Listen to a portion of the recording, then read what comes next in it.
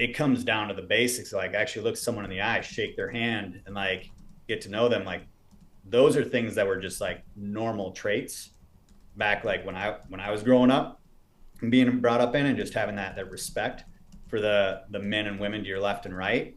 I mean, simple shit. Like, I mean, dude, holding the door open, yes sir, yes ma'am, like no sir, no ma'am, like those different things, and you don't see that nowadays. Let's go.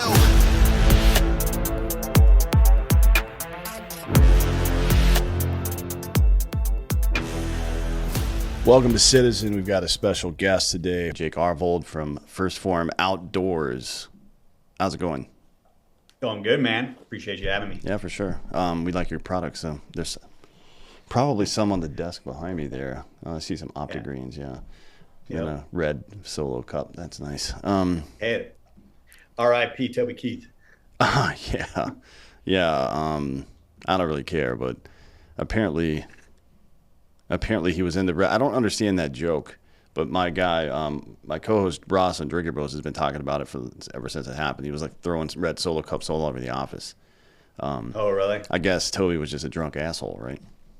Well, I mean, one of his classic songs was Red Solo Cup. So I don't know him entirely, but definitely if you grew up like I did in the country, central Wisconsin area, you knew that song. So. Where in Wisconsin did you grow up?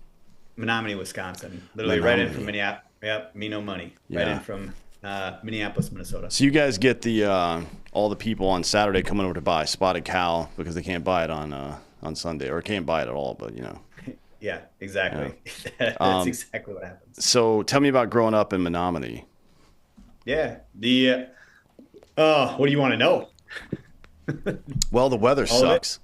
Yeah. Hey, welcome to Polar Vortex area. I mean, pretty much everyone here at headquarters looks at it and says that I'm Southern Canadian in that aspect, because definitely we like ice fishing, and really we're pretty close to Canada up there. So might catch some of the accent throughout it, but it was good. I grew up on a farm. We had about 418 acres. I'm very much an individual who grew up with parents and a family background who had more of the entrepreneurship background piece to it. We raised beef cattle, friggin' switched to elk. We started Elk Rock Ranch up in northern Wisconsin, about 1,100 acre hunting preserve up there. Built that out with my dad, uncles.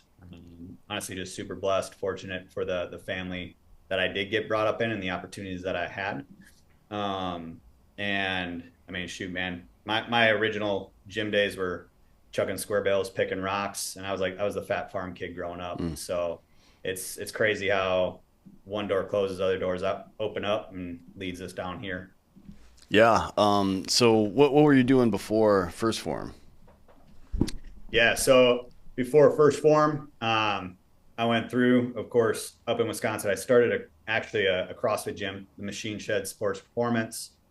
Started that actually back when I was in college up at UW Stout. That is like what started the whole trajectory of working at Phorm. I actually started that gym listening to Andy's podcast back 2015 when he originally started the MFCO project. Started the gym, got into that, built that piece out, and then went on to sell that, had a few rental properties, got in the real estate side of things, and got off in position to work down here at headquarters, and then been down here for the last 5 years. You've participated in some competitive stuff, but I guess you're more angled towards, over the last, let's say 3 or 4 years, towards the outdoor stuff more so, right? And then I know Phorm's trying to build out, or further build out their Phorm Outdoors program. Something we did at Black Rifle too. It was really, I mean, it started just because everybody loved it. Evan, Matt, not Jared so much, but Evan, Matt, Logan, Baker, they just like to hunt, fish, so on and so forth. So, we figured if we're going to do this stuff anyways, we may as well bring some coffee with and fucking video everything, right? Right. Yeah. Yep. And go ahead. No, you go. I was just going to say, I mean, I started, like I said, growing up on the farm, like definitely I was not the fit, active kid. I actually started like the fitness background, got into it. Buddies and I used to say, is like, ex-girlfriends build bodybuilders in that way. So that was kind of the gateway into the gym. Started working out. Started in more of the bodybuilding side of things. Got into CrossFit. Got my ass handed to me in that sense, and very very humbling process there. And then of course got into the CrossFit competitive side of things. Done the strongman, or not the strongman, but more of the powerlifting side, bodybuilding side. And then really for me, like I started CrossFit because it allowed me to do things outside of the gym more so, right? Mm, I love going out elk hunting out west. I've been going out there ever since I was 8 years old. I mean, my dad made me go through and pack up the mule and travel to the back 40, camp sure. out by myself through a thunderstorm to earn that trip. So the the aspect, like both my grandfathers are gone, and really starting first from outdoors comes from a place of like, we talk a lot about passing on the outdoor heritage and doing all these different things, but reality is like you can't pass it on if you're dead. And if we can live a healthier, more fit, active lifestyle, and just allowing us to not only pass on the outdoor heritage, but it allows us to go through and actually stick around. And I think that's, of course, I love to go out and do those different things, but I see a lot of negative aspects in the outdoor space that really are similar to the ones that we're actually seeing in the fitness space when First Form came to be. And a lot of what Andy, Chris, all the guys here at First Form have done over the years prior to even me being here and impacting the fitness space. Like I see a lot of the negative. It's just grown men and women Mm. bickering back and forth, and it's just like there's so much BS that happens within that space where it's like, hey, let's be individuals of character and integrity who actually want to go through and get more people involved in what we love to do as well. So there's more to it than just like, hey, just bring the product along. Yeah, I think that's been a big problem for libertarians, to be honest. Not to, we're not going to take a political turn just yet, but Yeah, yeah, um, from the outside looking in, a lot of the things that they believe at their core is very attractive to Americans these days because they're kind of, disenfranchised by these two political parties that kind of act in unison a lot. But when you look from the outside in and you see bickering and infighting and shit like that, it's not a very attractive proposition because that's what you're experiencing now. So you got to stand out a little bit. And I think, you know, people like Cam Haynes, Steve Ranella and stuff, and then obviously Joe amplifying a lot of this stuff has been really helpful for people because they stay away from all the nonsense bickering and whatnot and just kind of like, talk about conservationism and hunting. And another thing that they've really brought back into the public sphere is kind of highlighting how we've lost our relationship with the outdoors in a lot of ways. Um, you know, Partly, I guess, because of convenience and partly because of the hectic nature of life these days. yep, But talking about, it's one thing to say, oh, we're not outdoors as much anymore. And it's like, all right, well, we're not a lot of things anymore, right? So who cares? But then you got to bring it, full circle and talk about what is it that we've lost? We've lost our relationship between effort and outcome. Like we don't know where our food comes from anymore. And then the third order effect is that we're eating heavily processed fucking bullshit all the time yep, and poisoning our bodies. You know what I mean? And then we're yep, not getting enough sunlight. I think 70%, 80% of Americans are vitamin D deficient. And a lot yep, of people take vitamin D supplements, but that's not the answer. You got to go outside and stand in the fucking sunlight, right? So yeah, there's like all exactly. these second, third order effects of, and look, I'm not a Luddite. It's not upsetting to me that we're progressing technologically in the West, but, don't be an idiot, right? Don't think that you can outsmart nature because that shit ain't happening. No, no, and that's when you look at that piece is like a lot of what I feel like it is wrong within our country, or just how people treat one another, um, really is lost through lessons that have been taught or learned at a younger age, right? And just I think it comes down to having that just the integrity side of things, right? Being individual as a character who actually go through and follow through on different pieces. Like I was born and raised in the sense of like you go through like your word is just as good as a written contract. Like Hmm. okay, look someone in the eye, shake their hand. Like that's the morals and I guess the code, like the ethics that I was brought up in, to where you disconnect people from the outdoors, and you can't blame people who weren't born into it. Like I had a family who got me involved into the outdoors, and this is like the dividing piece that I see, and I love what Cam, Ranella, all these guys are going through and doing, because like you said, they're not getting in the political sense. They're leading by example, and they're giving people a way to go out and do it, to go experience it, Yeah. right? And not And just like not just getting the cool picture or the cool video, but explaining how you dude, fucking regular dick that lives in a city somewhere can go out and actually do this too, right? yeah, 100%. Dude, we got Sean in here, right? And I'll go through him, throw him under the bus, because he'd definitely do it too. And I ultimately led him into spending way too much money into the outdoor space, getting into that gap.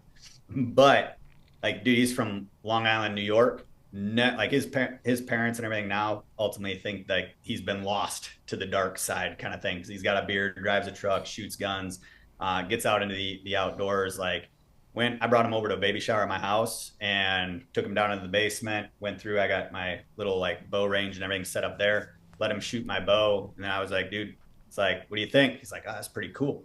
I'm like, all right, it's yours. You can use it, right? Go through. It's like, if you want to go through, get into it. And now, because just giving him the gateway to go out and try it, like there's a lot of gatekeeping and there's a lot of ego in the outdoor space, and not just in the outdoor, like the hunting side of things, but it's like, what are we doing as individuals to actually get other people involved into the outdoor space? Because there's a lot of it's just like ignorance. They don't know, they can't understand what it's like to go out and go on a hunt for the first time, right? And a lot of ego on the inside of the outdoor space is like, well, if you don't like it my way, well then fuck you, right? To where it's like we have this pillar we're trying to stand on, when reality is like, let's actually have an honest conversation, get to know people, see their points of view. Like, you don't have to agree with me, I don't have to agree with you. That's what makes America great. It's like we can all have our own opinions, but like allowing people to see different perspectives and getting in, like actually getting them involved, allows so many bridge gaps. And honestly, within the First Phorm ecosystem, because we have such a large platform of people who don't know the outdoor space, like I've had a lot of conversations of people who are like, what is this First Phorm Outdoors thing? Like, I can't believe you would go shoot a bear or hunt, an elk. It's like, okay, well, let's have a conversation about it, right? And most of what comes on, there's just so many keypad warriors to where they just like, they don't want to have that confrontational conversation, or they think it's going to be confrontational, and it might be, it's uncomfortable, but it's like, that's where the progress is made. And honestly, like an understanding is made between two different people. At least like you kind of get where points of views are. Doesn't mean it's all going to be perfect all the time, but we can help bridge that gap going into the outdoor space, and not just, essentially point the finger and say, my way is better than yours. It's like, no, I'm just going to show you what it means to be, I believe, a good steward of the outdoors, right? And get people involved into it. Yeah, so, for sure. Yeah. Yeah. When, the gatekeeper thing, from a like respect and conservationist perspective, I understand it to some degree. You'll hear phrases like "take care of the land and it'll take care of you," and that's an absolutely true statement. But I think about medicine, like in a large sense, I think about ways in which we sustain ourselves, like medicine, clean drinking water, food, shelter. In medicine, the primary objective is do no harm, right? That's the first thing, is do no harm. And I think if there's a huge informational barrier to entry for people being able to take care of themselves, which is to say find high quality protein, high quality calories, right?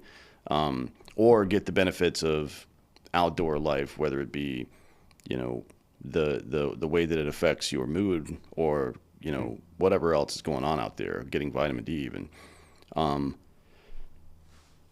Any barrier to entry that would prevent people from taking care of themselves, you know how to do that, then that's a problem you're responsible for addressing if you have the answers, in my opinion.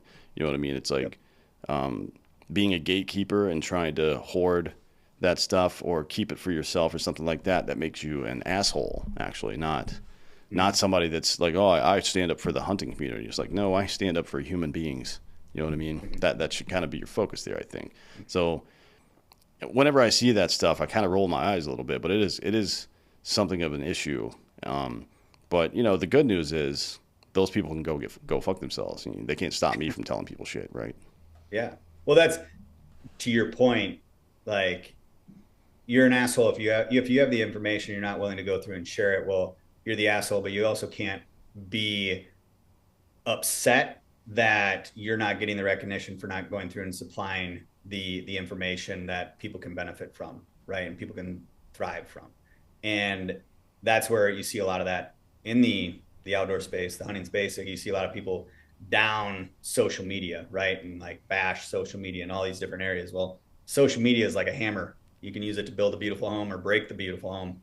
And it's like, how are you choosing to use it? Are you just consuming the negative? Because all you're going to get is more negative.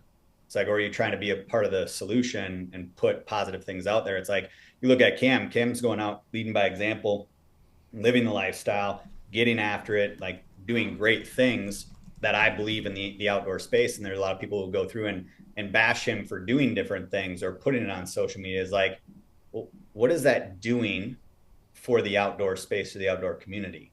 Right? All that does for people on the outside looking in, it's like I look at it as like a college party, right? Like if you're coming over to a party and you're looking in the window, you're wanting to go in and get in this ecosystem, and all it is a huge brawl going on inside. Are you going to want to join in? Are you going to want to get involved?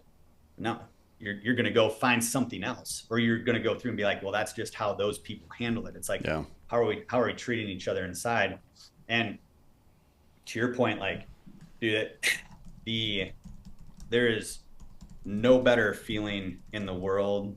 I mean, there's a lot of great feelings out there, but the fact that you can go through and provide for your family and, go out, put meat in the freezer and know exactly where it came from, know all the effort that was put in to go through and harvest that, to clean that, like that's where you have more of a personal connection to like the actual, like the animal that is providing sustenance to you, your body, whether you harvested the animal, you plant the actual, like the vegetables. And I know not everyone can go through and do that, but knowing where it's coming from gives you a better sense of pride in what it is you are actually consuming, and a lot more respect for it, where most people are disconnected from all of those things, right?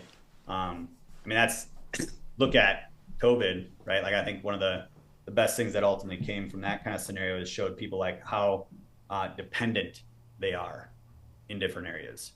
And you saw a lot of people go through and like struggle a lot, and knowing like, okay, well, I saw more and more people get outdoors and do those different things because like they wanted to have more independence, or ultimately learn more about those different things. How do they provide? How do they do, just the simple survival based skills? We had a conversation in house here with a couple of guys a while back. It's like, I wonder how many people actually, if we asked them to go plant a garden, if they know how to do it.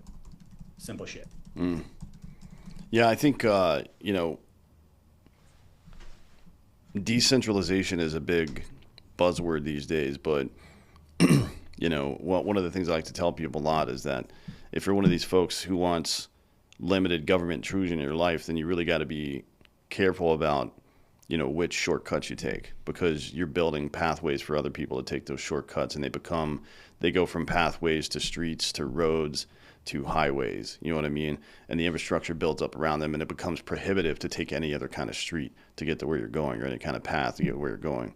Like we all understand, I think, to some degree, the importance of building resilient communities. And it's obvious, right? We should build walls around our communities. We've been doing it for tens of thousands of years now, around our homes, et cetera, to protect ourselves from existential threats and stuff like that. But we don't do that as much with, I guess, our psychological community, or our soul, if you want to use that phrase. And I think a lot of it starts not just with what we eat, which is really important. Quality calories really matter. The stuff that we've realized over the past couple of decades, that 95% of the serotonin is in your gut. You know what I mean? For example, or that your endocrine system is highly dependent on your gut health as well. It's not just dependent on that and what we eat, but how we get the food we eat as well, right? And I think you make a good point about sourcing stuff and feeling some connection to it. There's something called the IKEA effect, where if you receive something 80% assembled and you finish the last 20% yourself, you feel a greater sense of pride and ownership over that thing, right? Even if you only do 20% of the work, you still feel more connected to it. And I think it's really important to feel connected to that stuff, because when some dumb Impossible Burger bullshit comes around, you're like, oh, that might be something. If you've got a real connection to the earth and you understand where food comes from and like how this whole cycle of nature works, you would look at that stuff and be like, no fucking way, dude. Like get out of here with that it's alien bullshit. Like get out of here with that stuff. You know what I mean? You would never even consider using that stuff. But we've gone through the paces over the last, let's say 30 or 40 years of, I mean, shit, if you want to go back to the 50s too, with the way that the U.S. government lied to us about health and nutrition and stuff. And I have a bunch of friends in Canada, and they got fucked over generationally by that same USDA nonsense, right? Just making shit up, just making it up. Like none of it was ever real. Yep. Corn syrup and grain, all this bullshit, it was all nonsense. Low fat, stupid, right? It doesn't even make any sense. Like it doesn't make any sense at all. But if you're in touch with what's going on there, you understand very simple biological things. You don't have to be an expert on this stuff. You understand that human beings have a single stomach. So leafy greens and stuff like this that you're told to eat, the bioavailability for you is very low. But for a ruminant animal with 4 stomachs, it's very high for them, right? So they're going to eat it. It's going to get lodged in their fat, and you eat their protein and fat, and you get that nutrient, right? Instead of trying to take 10 times what you should be taking and it being less bioavailable. Right. It's like you would understand simple stuff like this, right? If you just get back to the land a little bit. And it seems to me there's a parallel here with our philosophy and our day-to-day lives vis-a-vis what we eat. Like it seems like every 100 or 200 years we rediscover Stoics. Like, oh, do you remember Marcus Aurelius? That guy was super smart. Like, yeah, no shit, dude. Like, what the fuck are we talking? Why are we forgetting this stuff every generation? Yeah, it's wild. So I think it helps a lot that we're kind of trending towards getting back outdoors these days. Yeah, well, going to your point in that, like, it doesn't have to be complicated, right? And that's everything that we coach and everything, even just here within First Phorm and just anyone that I've ever worked with, my family, my friends, like it's all complicated BS, right? Like there's so much stuff. Like what are people being fed on a day-to-day basis when it comes into media, propaganda, all this different stuff? Like I've watched my parents go through different, cayenne, maple syrup, lemonade, cleanse, diet BS, right? Yeah, you don't need to cleanse your body, by the way. You have a pancreas and a liver and kidneys. They cleanse your body. you have it, just go through. It's like your body's a phenomenal machine. Yeah. Give it the maintenance that it needs. Put it to work. Like that your body is very, very good at going through and healing itself, taking care of itself. But it is meant to move. It is meant to perform, right? And actually get out there, get in the sunlight, right? Go on a walk, go on a hike. That's like we go through we talk about it, the big 4 here at headquarters is just protein, calories, water, movement. If you can master those 4, right, and really hone those 4 pieces in, like eat calories based toward your goals, hit a good protein intake, right, based gram per pound of goal body weight, like keep it simple, right, whole foods, supplementation, whatever we're needed to do to help fill those gaps. And then water, because our body is predominantly made up of water. Like amazing, most people are underhydrated. They're not drinking enough water to really, really thrive and perform at their best. And then are you actually getting out and moving? And it doesn't, when I say like move, I don't mean like go do a crazy workout and do X amount of miles every single day. It's go out and move with purpose for 30, 45 minutes on a day-to-day basis. Like you will see significant results in living a healthier lifestyle. One, because now you're actually most likely getting outside, getting more sunlight, vitamin D, like compounding effect. You're drinking more water, you're staying more hydrated, which is going to push you to not maybe eat more of the BS that we don't need to go through and eat. Prioritizing protein, which is going to help keep you more satiated. You're hitting calories. Like we're doing a lot better things, right? And you go back years back, and even when I was in college and going through the different stuff I did, like the number one argument that I had in college was like my nutrition class that I was taking, and they were going off the pyramid, food pyramid. And I was like, this is asinine.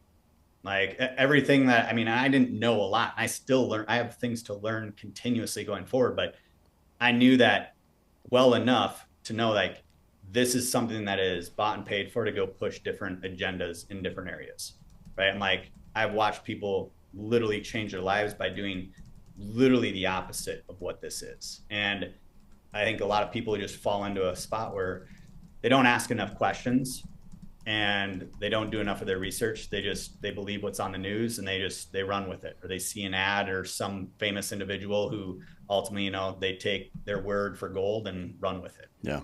Right. So yeah, I mean, if you want a practical example of what that movement and just like doing stuff the way that we've been programmed, I guess, or designed to do, think about rivers and streams. I mean, would you drink out of a stagnant stream, right? Or would you drink out of a pond versus a river? Probably not, right? Because it's going to be gross. Just the moving around is what fucking that's kind of how life works. You know what I mean? We're 70% water, and you you're not going to see any new bottled water pop up that's like, 100% pond water. It doesn't move at all. Don't worry about it. And there's just like green shit floating in it. yeah, hey, yeah. And then you think about like some of the other obvious lies we've been told. You mentioned it with the food pyramid, but low fat and high carb diets is the dumbest thing that I've ever heard of in my life. For those of you who don't know, I'll make this brief, but in the same way that salt and electrolytes draw water into your bloodstream, which is why it's important to not just drink only water all the time. You need to get electrolytes too. Yep. Lipids, fats carry nutrients into your bloodstream. They are uber for nutrients. So if you have a low-fat, high-carb diet, that is how we've ended up with people who are simultaneously malnourished and obese. I mean, those two things should be mutually exclusive. You know what I mean? But we've programmed it such that people are vitamin deficient and obese at the same time. Like you've eaten so much, but you're still fucked, right? I mean, that should be impossible, but we've made it that way through our own fucking ignorance, right? And then the inflammation that comes along with that as well.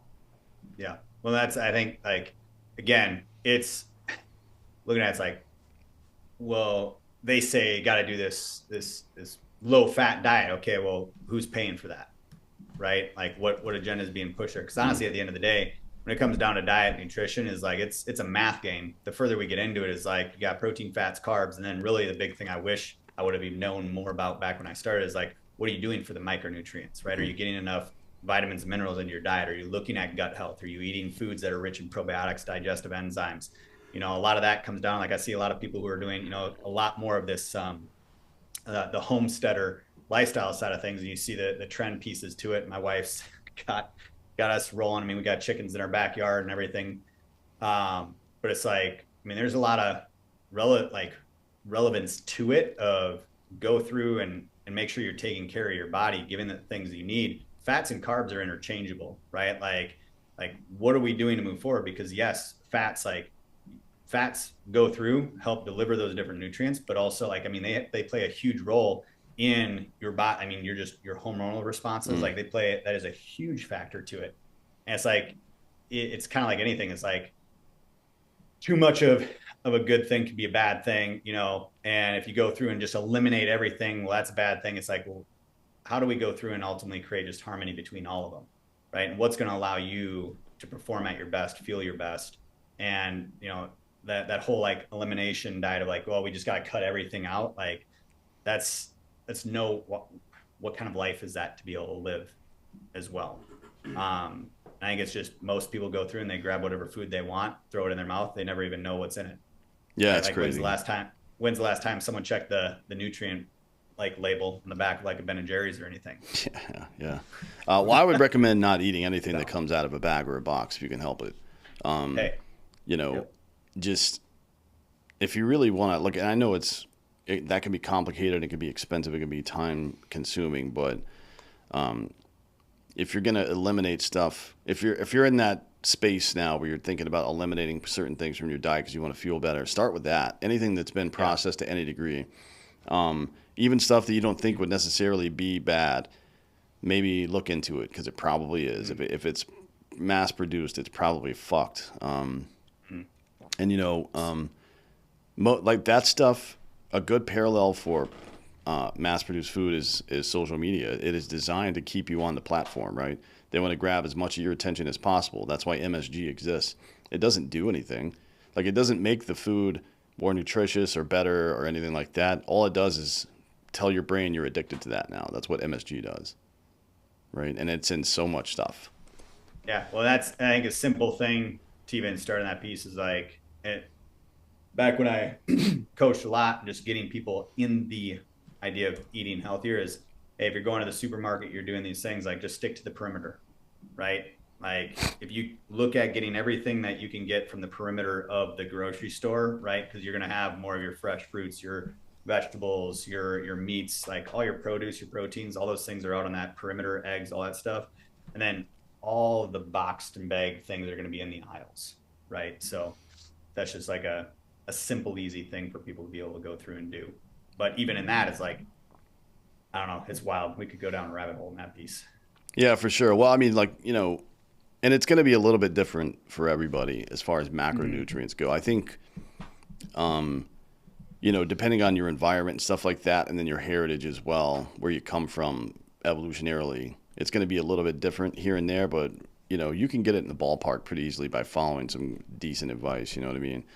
And then, some of the stuff that I think about with this, when, and it's been the case forever. There's a really good book called The Attention Merchants, written by a guy named Tim Wu, and he talks about how the snake oil salesman from the 19th century became the I guess the mentors for lack of a better phrase of the late 19th century and early 20th century political advertisers, right? Like the guy on the radio when the radio came around saying wild ass shit and coming up with fucking stupid nicknames for people and making promises they can't keep. And then those same marketing tactics eventually made their way to Madison Avenue and became Mad Men, right? I mean, that was the progression of that stuff, and it was all designed to exploit human addiction, really. And the same way that social media was designed to exploit human addiction, the same way that corn syrup and things like that were designed to do the same, and tobacco, I suppose, to some degree as well. Talking about second, third order effects of this stuff and addiction. It sounds negative, I guess, and some people are like, "Oh, you crave, you're still addicted. Now you're just addicted to CrossFit. You're addicted to whatever else." It's like that. That's kind of a fatalistic and cynical way to think about that. We crave routine, right? And addiction is the extreme version of routine. It's like I got to get this fixed every single day. I need to have this dopamine hit every single day, otherwise I don't feel like myself. I don't feel good. And nature abhors a vacuum. So if you don't scratch that itch, vices will come find you, right? It may not be a drug or a substance or something like that, but it's going to be something. It's going to be vanity. It's going to be victimhood or depression or something's going to come find you. And, you know, we become addicted to like food or attention or drugs or whatever, but it's all the same shit. And then there's the psychological issues that come out of that people are having now. Like I could talk about vet and military suicide issues, which are complex, right? There's a lot of stuff going on there. There's hormone issues. There's post traumatic stress. There's obviously traumatic brain injury and stuff like that that all kind of feed into this to some degree. But 30% of people, 30% of vet and mil who commit suicide now, who kill themselves, are people who've never deployed before, right? So it isn't just the trauma. It isn't just the toxic exposure overseas. It isn't just the getting blown up bullshit, right? There's more going on than what we're talking about here. If the largest growing contingent are people who haven't even deployed, that means we're probably looking at a societal-wide issue, right, of psychological health. And then you can confirm that because the fastest growing contingent on the civilian side of suicide and suicide attempts are teenage girls who have historically been pretty resilient towards this. They've been the lowest number group of all, despite that fucking TV series that came out back in the day. But yeah, they've been, I guess, the most resilient against self-harm of any of the other contingents, and now they're the fastest growing one. So we've got problems that are pretty broad here, and we seem to be content just Why do you think that is? Like I'm honestly I'm super sure. curious. Like why do you think that piece? Why do you think that's growing? Well, I think it's hormone issues probably is the primary contributor. Hormone issues, and then coddling people and telling them it's okay to be a victim, or that's really Right. bad. So the average 21-year-old man in America right now has the same level of testosterone that a fucking 65-year-old had in 2001. Yeah. That's a fucking problem. Yep. And it's Yep. reflected in on the female side as well. And if you know how, if anybody that's been on gear or been on TRT or anything like that, even from the female side or male side, it doesn't really matter. You know that your body tries to compensate, right? So, excuse me, if you're if you have a precipitous dip in testosterone, your body will try to fucking fill that gap somewhere, right? Or if you have a sudden rise in testosterone, your body will produce more estrogen or something like that, right? You have to nature is supposed to balance these things out, but now we have the vast majority of Western society have been inundated daily with endocrine disruptors. Everything, plastics and the fucking shit you use to wash your hair, right? Like pretty much everything we come into contact with to some degrees is affecting our endocrine system if you're not careful, right? I don't come into contact with too much of that stuff anymore. Even fucking receipts at grocery stores, you shouldn't touch that shit. If they hand you a receipt, just tell them to put it on the fucking ground, walk away. I'm not even kidding. All this stuff that you come into contact with on a daily basis, and it's kind of I don't know, maybe a good example of this. Think of like I guess in society the best definition of this, because we don't have a whole lot of experience with the normal version, but roid rage, right? You think of that. That's what that is, right? It's a hormone imbalance that's fucking driving somebody fucking nuts. Or you can think of a woman that's having PMS. She's a little upset that week, right?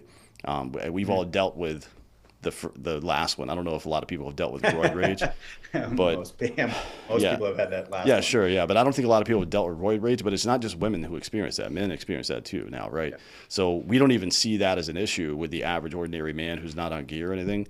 But it's become an issue because we've taken such a heavy hit over the last 20 years with our testosterone levels. So we were completely unprepared to deal with that shit.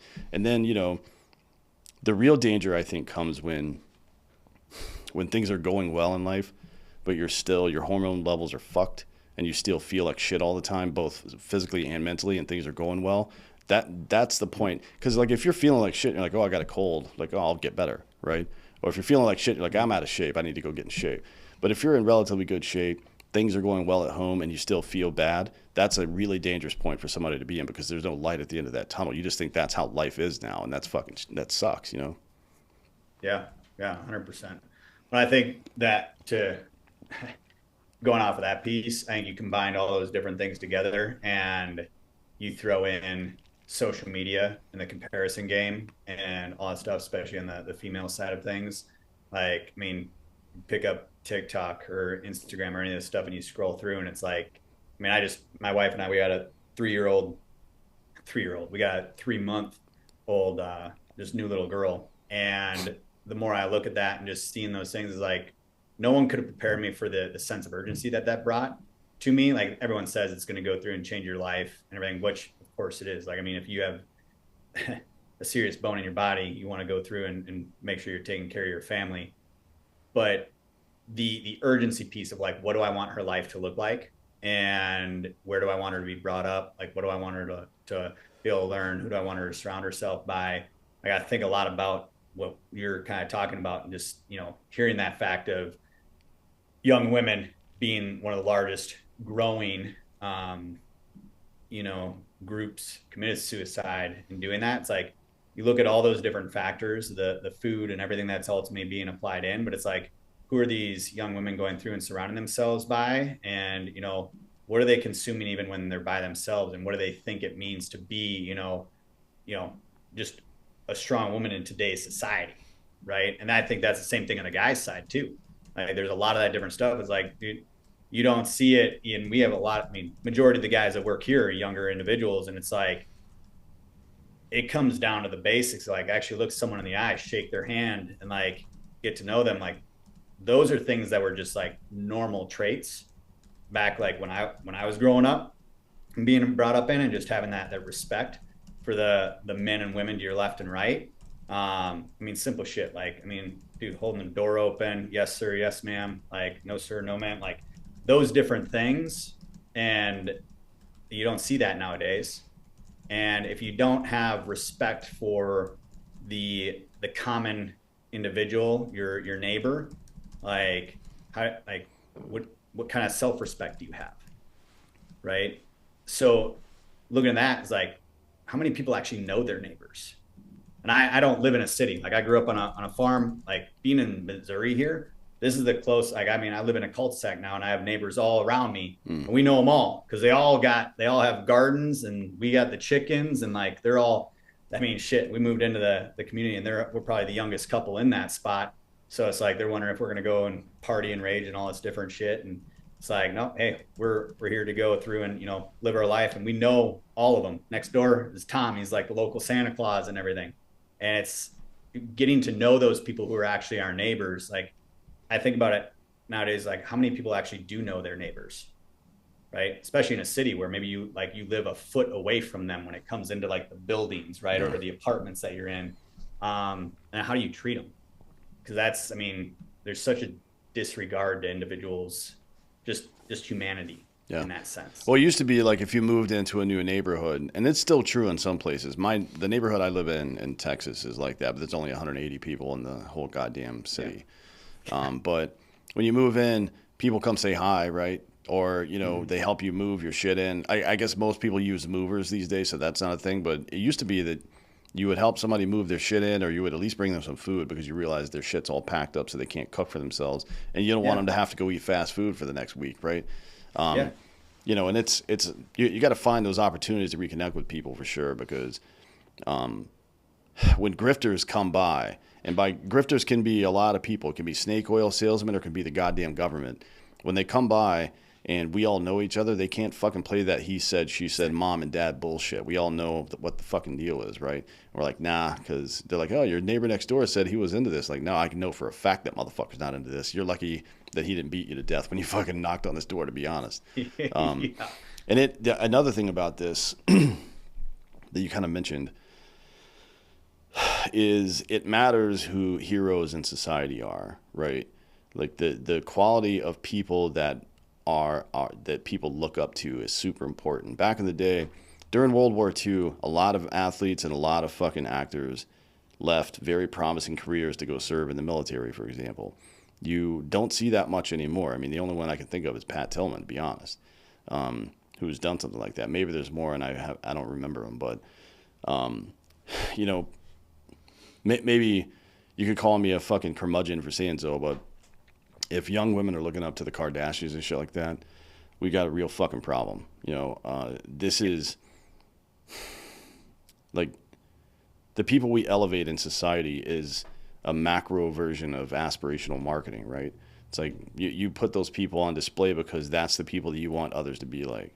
You know what I mean? They're setting the example for everybody else. And we will produce the quality of human being commensurate with the heroes we put on pedestals, right? Like, so if we're talking about, veterans and police and firefighters and doctors and nurses and shit like that, then that's what we're going to get. We're going to get people whose goals in life are focused around serving other people. But if we get fucking TikTokers and people on Bravo Network and shit like that, then we're going to get assholes who want to be famous just for the sake of being famous, right? And they're going to do whatever they can to get there. And most of them won't. Most of them won't get there. So they're going to suffer all the psychological abuse of thinking that way because we are biologically programmed to serve each other, and they're going to be doing the opposite of that, and they're going to be not successful at the same time, right? So this is why I think it's hitting the female group harder than anybody else, frankly. I would agree. Like, I think that's a big piece because there is that to the point. It's like, well, if they see the Kardashians or like reality TV, I mean, that's what they think it means to be successful, right? Like, and then when they're not going through and achieving those things, like one, they act that way, right? Like you mimic your heroes, right? Like who are your heroes in your life? Who do you look up to? Like you follow through on the traits that ultimately they go through and act upon. So one, it's like how do they treat each other's partner? Well, it's not a great representation of like how they're going to go through and treat a partner. Will they ever have a partner that's actually going to go through and support them if that's the scenario? Probably not the best relationship advice out there, right? So you look at all of that stuff. Like I'd agree 100% is we're we're making individuals essentially we're making those individuals stand out and being more popular than really the important people who should be, right? And that's where it comes in is like what are you surrounding yourself by? Like I don't have TV direct or anything at home. Like we have Netflix like for movie night and all that stuff. Like I don't buy into a lot of the news and all that different stuff on that. So honestly, like some of like you know a lot more than I do when it comes into different politics. The majority of the stuff that I get is just like through my own personal research, things I know and learn from other individuals here.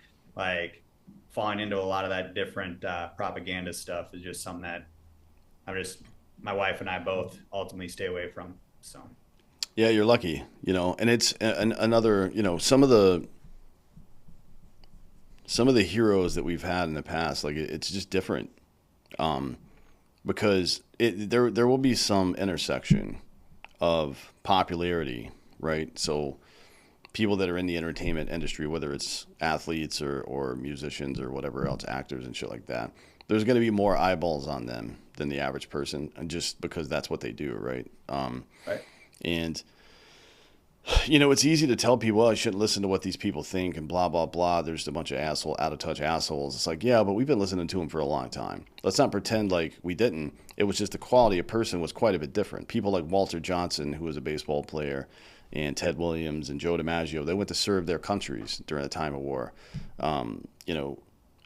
Jimmy Stewart, who's one of the most famous actors in the history of this country, retired as a major general in the Air Force. You know what I mean? And he served in 2 different wars.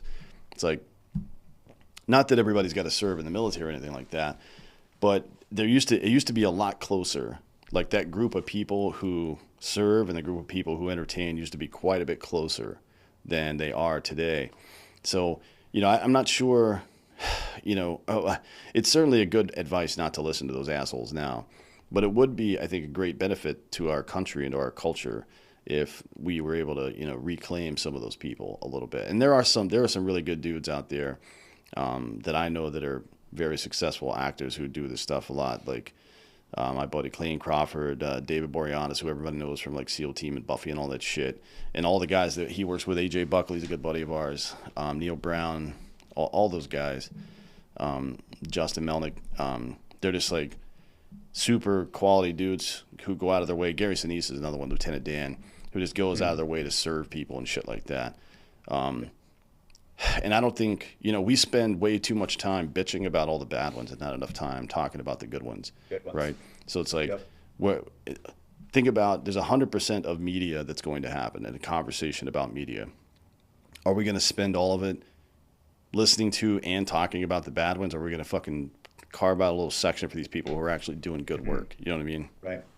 Well, I think that's like what you guys are doing. I mean, this podcast, Drinking Bros podcast, because even I've listened to a handful of those ones and just getting into different topics and things that are going on. It's things that like Joe and Cam are doing, and really the podcasts that are out there to where it's like you're able to go through and have control over, the media that you're putting out and ultimately helping tell those individual stories. Like that's, the big media isn't necessarily going to go through and show a lot of that stuff because one, I mean, the negative or the bad things that are happening, those are the things that like, I mean, everyone's looking for the car crash. You hear the brakes go and like everyone's ready to see it, right? So people are drawn to that. And it's really cool when you do see some of those bigger media platforms go through and share some of those like those success stories or the stories of someone who is out there doing good. Because honestly, I mean, it's that reticulator activating system. Like, you go through, and for anyone who doesn't know what that is like it's you buy a brand new vehicle. Well, I buy a brand new Chevy pickup truck. Well, now it's like I look around and all I see is a Chevy pickup truck. It's like, oh, everyone had the same idea as me, right? Well, I've built up such an emotional experience to this thing, right? To where now I start seeing it everywhere. And it's the same thing. Like if all we're focusing on is the negative, even in our day-to-day relationships and what we're looking at in the world, all we're going to get back is negative, right? Sure. If we switch the perception of like, hey, are we focusing, to your point, looking at the positives, looking at the good people who are out there, like we're going to start seeing more of that. I Yeah. think that's something like with the new generation and everything coming up. I mean, that comes down to all of us going through and just being good examples overall as individuals. Yeah, and taking the time out to fucking highlight people that are doing the right thing too. Yeah. There's a quote, I've mentioned it on the show before. There's a quote from an old religious writer. It was an organization called Focus on the Family, and it was a parenting book. And they said, the author said that the more often you catch your kids doing the right thing, the less often you'll catch them doing the wrong thing, right? And you can frame that however you want. Some people on the hippie side might say that you're manifesting or being positive, and some people on the right would just say you're reinforcing, not right, but on the more clinical side might say that you're just classical conditioning somebody to, be more in tune with fucking positive reward than negative reward, right? Which works for dogs, by the way. If you try to train a dog through fear, then you're not going to have a very well trained dog. If you train them through food, then you will. It's weird how that works, right? Yep. I don't think humans are that much different. I think we use way too much stick and not quite enough carrot. And I know that might sound weird in this victimhood mentality where everybody's getting a trophy and a pat on the back, but giving somebody a trophy for not accomplishing something is not a carrot, right? Like that is a horrible thing you can do for someone to teach them that they don't have to fucking do anything to get the stuff that they need. That's fucking stupid, right? So setting up, we talk about, especially in managerial positions, setting people up to succeed. Setting a human being up to succeed is establishing as early as possible in their life and then reinforcing that there's a link between effort and outcome, right? That you are the author of your own calamity or your own success. You get to choose for the most part. Like, fucked up shit's going to happen in life. That's just the way it is. But for the most part, you get to choose how your day is going to go. And I like these phrases like, did you have a bad day, or did you have a bad 5 minutes and you let it ruin the rest of your day? Or did you have a bad week, or did you have one bad day and then you let it ruin the rest of your week? It's like this stuff is, to your point, being in the right headspace and learning how to process information correctly. It's one thing, like your body processes food, your body processes nutrients and sunlight and water and all this other stuff, but your brain processes everything that comes in and out of it as well. You know what I mean? And, it's really important that you have the right attitude towards this shit. Right. Well, that's just kind of going back. I think that's when looking at just even the first Phorm Outdoors side of it and building into that is like, bring people together, right? Help give them the tools that they need, and really honestly, like, just get back to the grassroots. I mean, not cliche in that sense, but literally get back to the grassroots of all of it, and having a respect for ultimately where we come from, and really being able to bring people together, connect them back, give them the food that they ultimately need, and just be a good fucking human. Like, it's amazing to me how hard that is for some people. I understand the trap that people get stuck in at times, to where it's like a negative, just black hole. But you got to ask yourself who you surround yourself by, what are you consuming, what are you reading, what are you listening to? Like, all those things play into all of that. Yeah, it's I'll tell you, if you surround yourself with people who are doing the right thing with the right attitude, and then you start doing that stuff, it's going to stop being what you do and start becoming who you are pretty rapidly, right? Like your nature as a human being shifts pretty rapidly, and it'll become exponentially more rapid too, because you start to feel better, not just physically but psychologically. You start to feel better. So that's it's important to, like, you're going to rise and fall to the level of the company you keep. If you're hanging around a bunch of shitbags all the time who are like, I'll go do that thing tomorrow, or they're thinking about themselves all the time, or whatever the fuck else, then that's who you're going to become, So you got to decide not to do that shit. Yeah. Yeah. And then, you guys are doing a lot of stuff in that regard. Tell me, before we get out of here, we got to go in a minute, but tell me what you guys have going on with First Phorm Outdoors that people can get involved in. Yeah, so I mean, if people are wanting to get involved with First From Outdoors, we got the pro staff search going on. Really, we're looking for um, good individuals who are going to be cornerstone people within the organization, whether it's hunting, fishing, hiking, camping, off roading, all factors of it.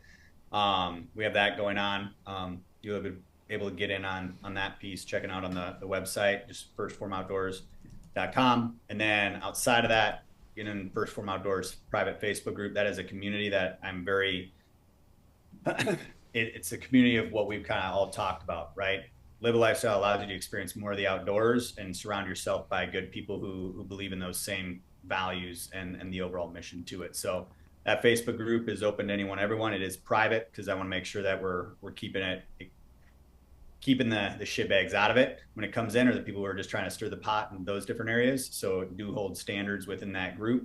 First From Outdoors, Instagram, all that stuff there. And honestly, guys, like we're going to be, especially within the Facebook group, we're working on some things with the website. We got some different stuff coming up, some different giveaways that are going to be really, we're diving into kind of the fishing side of things. We're diving into the hunting side of things, trying to allow people to experience,